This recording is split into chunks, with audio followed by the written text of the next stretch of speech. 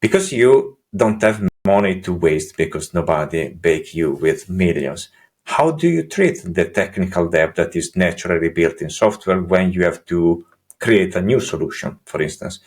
Is something that you have under control? Yeah, I mean, we created a ton of technical debt in the beginning because I didn't know. I would just be like, hey, I need a product. Let me go find a developer somewhere and let me go have them build a thing. And you do that like, I mean, I probably did that thing like a dozen times. Now I got a dozen different platforms, a dozen different logins, and dozen different technical stacks, and you had all these things.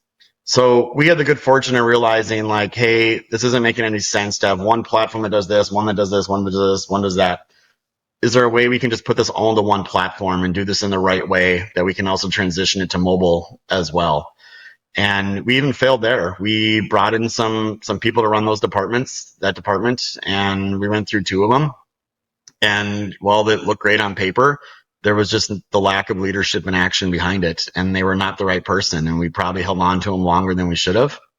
But again, when you're someone that doesn't understand what a software company should look like, you don't know. You're trusting what's in front of you.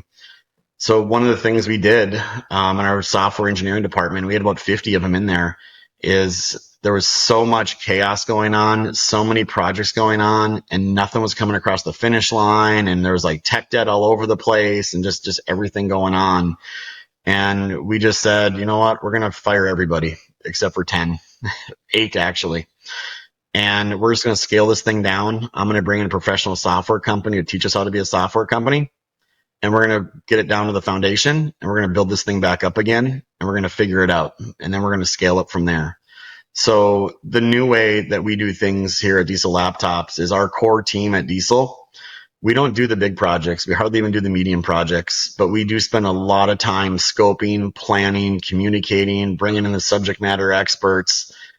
We spend an absurd amount of time now before we even write the first line of code to make sure we all know what's going on and what dependencies are involved and what's going to impact, and really just thoughtfully planning it out. And for me, an entrepreneur who's used to just like, there's a thing, go do it.